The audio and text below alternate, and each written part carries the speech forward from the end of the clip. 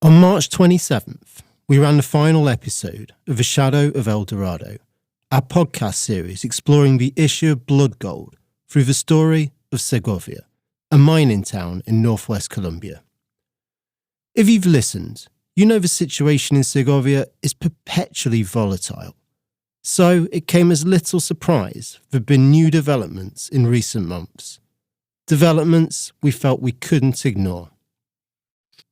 The day we launched this series, February 27th, I sent a message to Jaime Gallego, the leader representing informal miners in their struggles against the Canadian multinational that owns the title for Segovia's gold, today called Aris Mining, but formerly known as Gran Colombia Gold. We'd followed Jaime and his work for years, and he features in the last 2 episodes, so I wanted to let him know that this story was finally coming out. It had been a while since I'd spoken to him, so I asked him how things were in Segovia. Harder every day, he texted, but always with the will to fight. He must have said this, or something similar to me many times in the past. I felt sure that if I'd been there with him, he would have said the same thing, but with an exhausted sigh, and maybe also a mischievous smile. So I didn't read too much into it, Jaime being Jaime, Segovia being Segovia. But that would be the last time I would hear from Jaime. From Insight Crime, this is The Shadow of El Dorado, a series about the intricate web of corruption, violence and complicity behind the gold trade in Segovia, and the story of how this once thriving Colombian mining town became a mafia stronghold. I'm James Bargens. This is a special extra episode. He met a Pilgrim Shadow.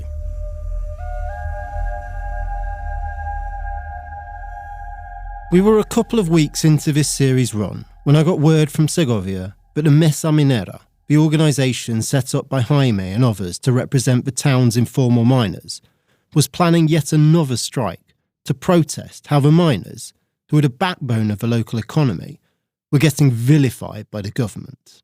The date had been set for March 10th. But then on March 4th, I received a statement put out by the Mesa. Jaime had disappeared. The day before, he had set out from Segovia with his bodyguard, heading to the nearby town of Begachi.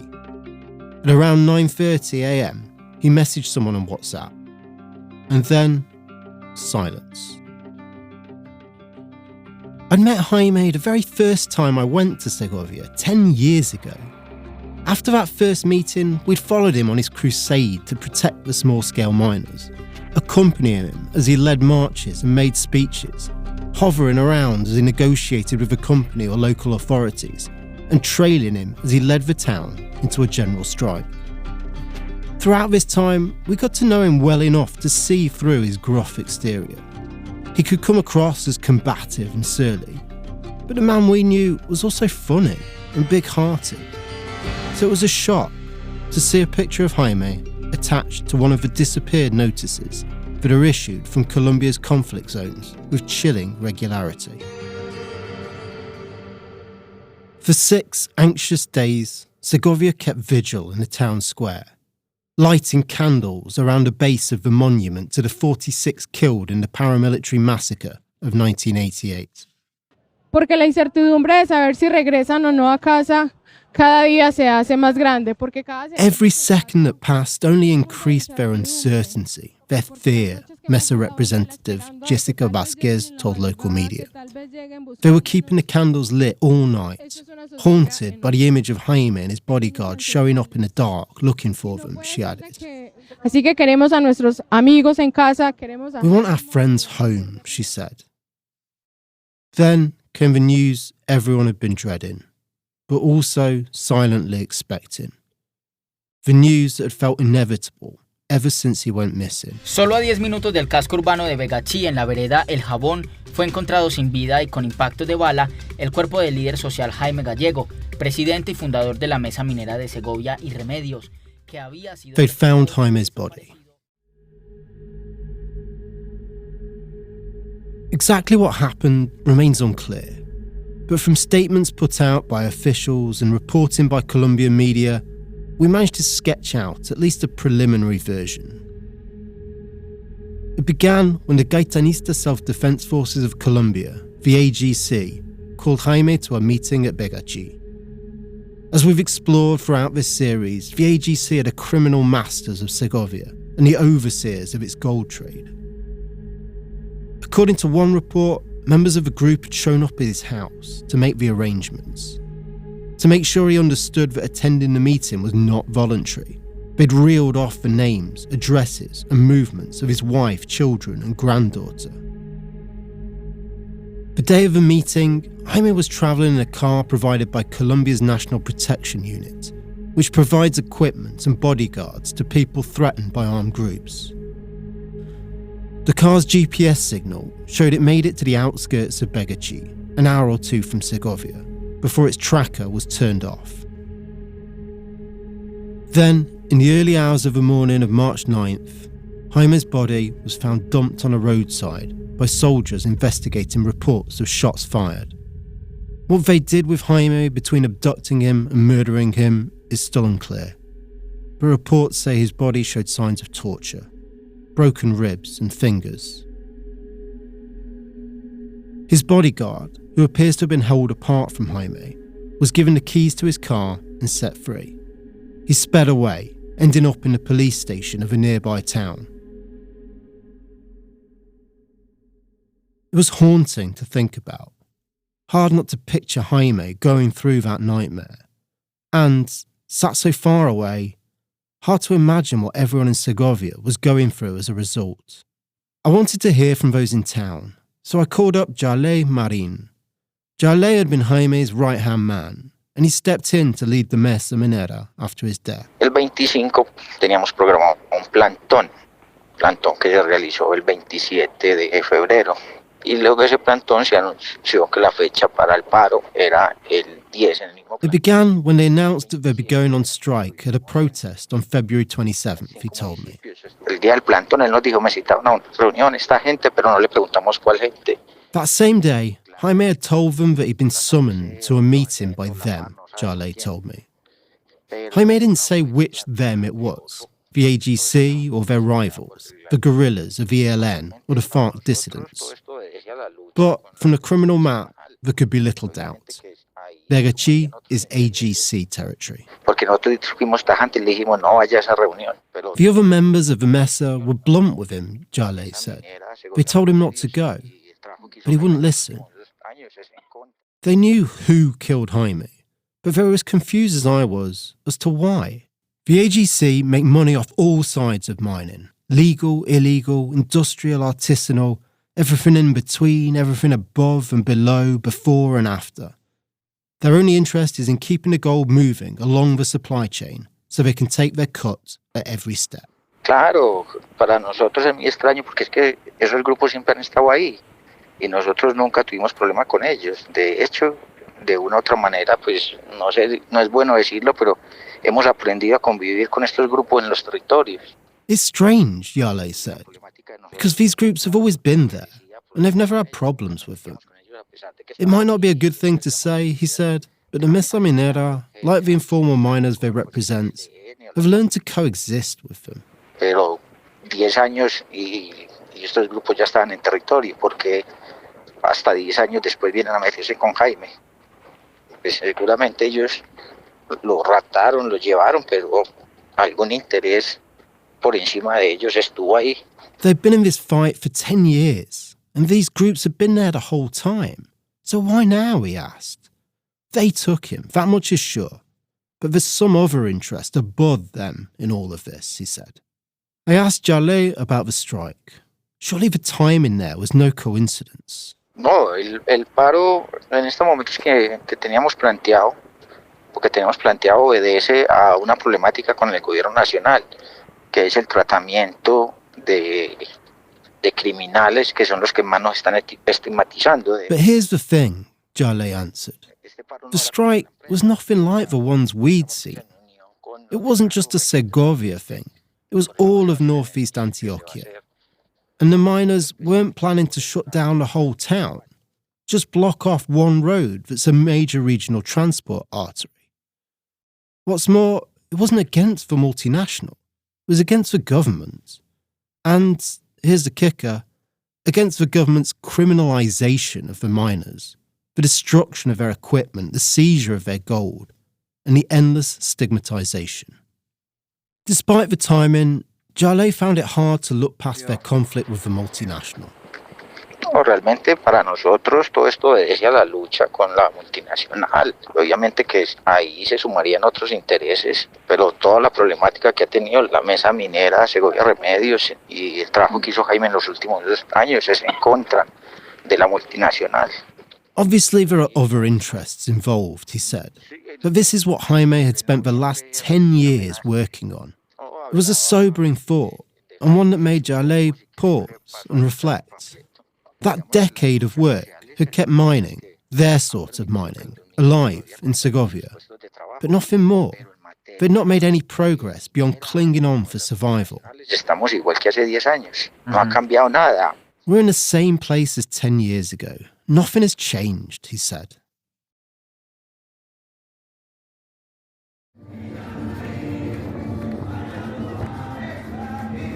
Jaime's funeral was held on March 11th. Someone sent me a video of the procession shot from a balcony. It shows the hearse carrying Jaime's coffin as it crawls through the streets, surrounded by a crowd all dressed in white, hundreds of people stretching out of sight. Music plays, Segovia flags fly, and there, swaying to the beat, is a gigantona.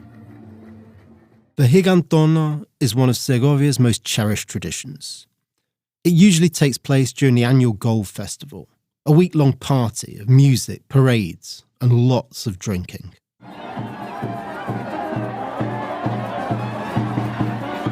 The gigantona is a giant, whirling girl puppet. At the end of every Gold Festival, she gets chased through the streets being pelted with fake blood by a half-naked, day-drunk throng. She's eventually abandoned in the town square, battered and covered with streaks of red. The revellers then disperse into the party, drinking and dancing through the night in fake blood-soaked clothes. And by the end, the streets run red. Jaime used to organise the Gigantona parade, overseeing the construction of each year's sacrificial doll in the rundown community centre where the mesa had its office. It was typical of the man, not only of his tireless commitment to his community, but also his genuine love for a town that, from the outside at least, seems hard to love. Most people in Segovia don't think too much about the tradition of the Gigantona. They don't even seem to know why it happens. It's just something the town does. But it has a purpose. It's to remember the dead, the Segovian lives claimed by Colombia's wars. And although the tradition existed before, for the last 3 decades, it's been inextricably linked to the memory of November 11th, 1988, the day a paramilitary death squad came for them all.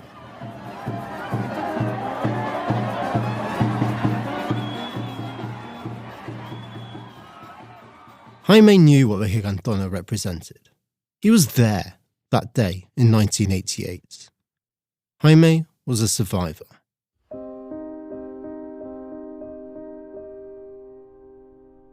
One time, Jaime had walked us around the town square, describing the horrors he'd witnessed in a blank monotone. Bueno, ese 11 de noviembre del 88, a eso de las 6:20 de la tarde, yo me encontraba tomándome la mediecita en el kiosco principal. He showed us the bar where he'd been sitting, and where he saw a bullet hit a court clerk who was passed out drunk against a pillar. Jaime remembered how the arc of blood had shot from his mouth as the clerk slumped down dead.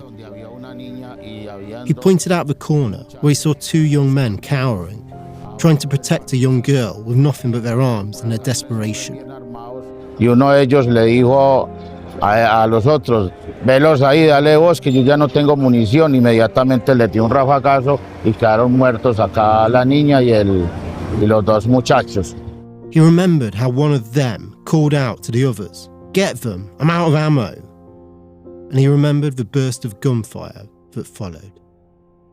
But for all the horrors Jaime saw that day, there was something that he would see afterwards that seemed to haunt him the most.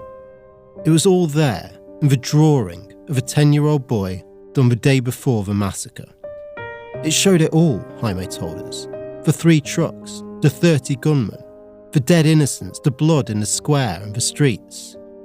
The boy himself among them, expanding dum-dum bullets shredding his lungs. He took a whole day to die.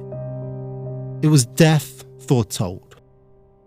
Looking back, Jaime's own death seems foretold.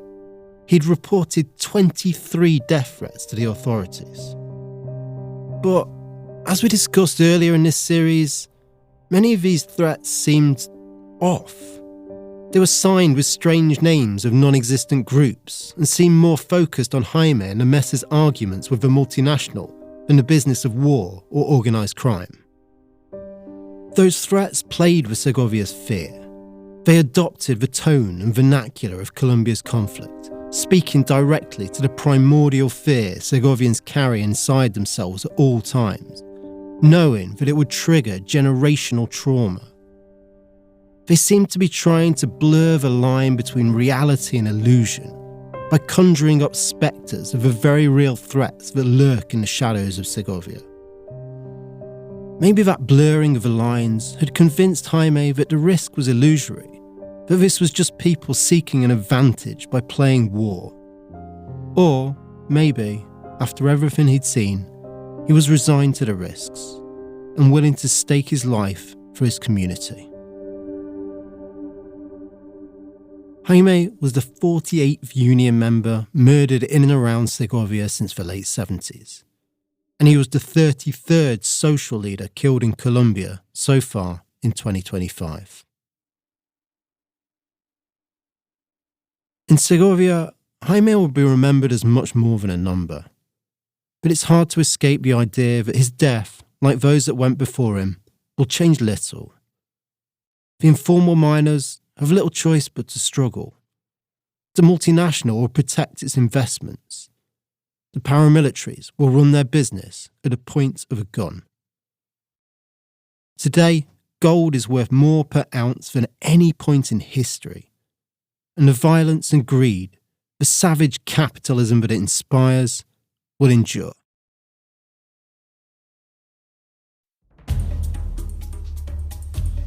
The Shadow of El Dorado is an insight crime podcast produced with La No Ficción. It was reported and written by me, James Bargent, and produced by Matt Charles. Script editing was by Stephen Dudley and Tatiana Lozano with the help of Elisa Roldan. Stephen and Elisa are the executive producers of the series. Sound design and editing was by Jairo Pineda, and our graphic designer is Isabel Soto. If you want to dive deeper into the story of Segovia and blood gold in Colombia, head to our website at insightcrime.org. There you can see videos and photos of the scenes described and interviews with key characters. Explore documents laying out the paper trail we uncovered in our investigation and delve deeper into some of the stories and people mentioned in the podcast. This series was the product of 8 years of investigation and on-the-ground field work. This sort of work can be slow and painstaking, and it can be dangerous. It can also be expensive. If you want to help Insight Crime continue to produce in-depth investigations and analysis of organised crime, you can make a donation at insightcrime.org.